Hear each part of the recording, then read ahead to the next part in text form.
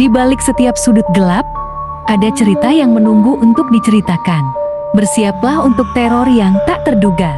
Kisah-kisah horor ini bukan hanya cerita, tapi pengalaman yang akan menghantui pikiranmu. Di tempat ini, suara-suara bisikan akan menjadi teman tidurmu. Selamat datang di Story Horor. Sebelum ke ceritanya, saya mohon dukungannya dengan cara like, komen, dan subscribe biar channel ini terus berkembang.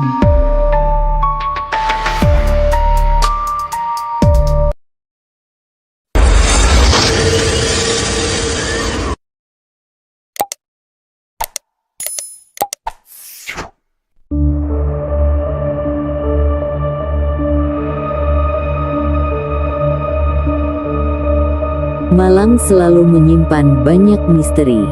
Kadang bukan bayangan yang membuat kita takut, tapi suara yang tidak terlihat sumbernya. Cerita yang akan kalian dengar malam ini berasal dari sebuah rumah tua di pinggir kampung. Sebuah rumah panggung yang sudah berdiri puluhan tahun. Tidak ada yang aneh pada siang hari, sampai akhirnya suara ketukan mulai terdengar dari kolong rumah setiap malam. Dan yang paling mengerikan, ketukan itu seperti seseorang yang mencoba keluar dari bawah tanah. Rumah itu milik Pak Rahmat. Sebuah rumah panggung tua dari kayu yang berdiri di pinggir kampung. Di bawah rumah hanya ada tanah kosong yang biasanya dipakai menyimpan kayu bakar dan barang-barang lama. Sudah hampir 20 tahun Pak Rahmat tinggal di sana bersama istrinya, Bu Sari. Awalnya semua baik-baik saja. Sampai suatu malam, sekitar pukul 2 dini hari, Pak Rahmat terbangun karena suara ketukan dari bawah rumah. Ia membuka mata dengan malas. Paling cuma kucing, gumamnya sambil membalikkan badan. Namun beberapa detik kemudian suara itu kembali terdengar. Kali ini lebih jelas. Pak Rahmat duduk di tepi tempat tidur. "Bu, dengar nggak?" bisiknya. Bu Sari mengangguk pelan. "Iya, dari bawah rumah ya." Pak Rahmat mengambil senter lalu turun perlahan dari tangga kayu menuju halaman. Angin malam terasa dingin dan suasana kampung sangat sepi. Ia menyorotkan senter ke kolong rumah. Hanya ada kayu-kayu tua dan tanah kosong. Tidak ada apa-apa. Pak Rahmat kembali naik ke rumah dengan perasaan aneh. Tapi sejak malam itu, ketukan dari kolong rumah mulai sering terdengar. Dan selalu di jam yang sama. Jam 2 malam. Tok, tok, tok.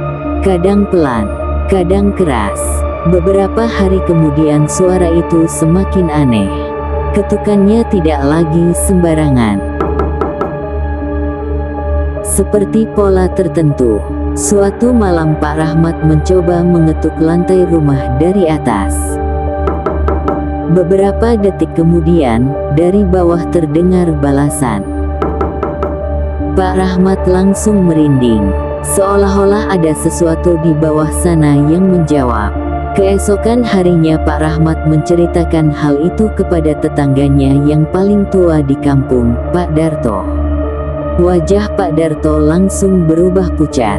"Kolong rumahmu itu, dulu bukan tanah biasa," katanya pelan.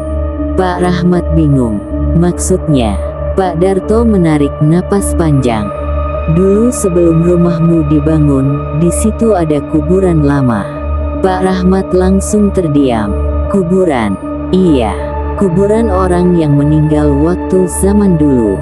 Tapi waktu tanahnya dijual, sebagian kuburan katanya tidak dipindahkan." Malam itu Pak Rahmat pulang dengan perasaan tidak tenang. Dan tepat pukul 2 dini hari, ketukan itu kembali terdengar.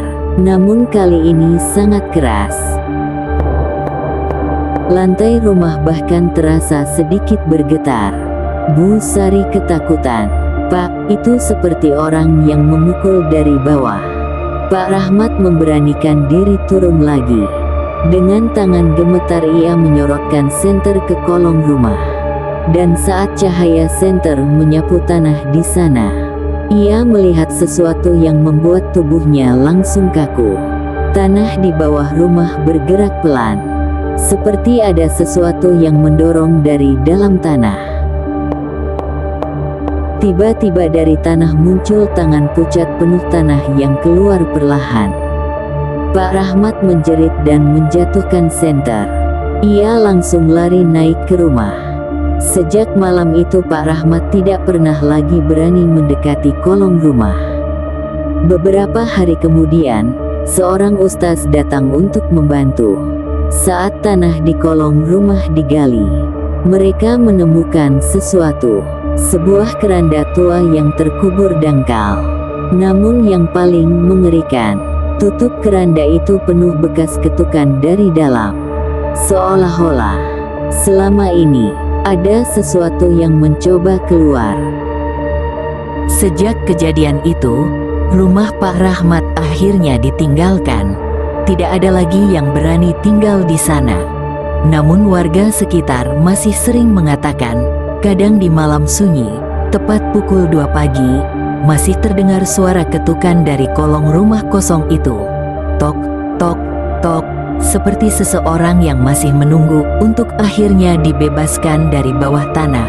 Sekian cerita horor kali ini dan terima kasih sudah menonton cerita ini sampai selesai. Jangan lupa like, subscribe dan nyalakan lonceng notifikasinya biar tidak ketinggalan cerita-cerita terbaru dari channel ini. Sampai jumpa di cerita horor berikutnya.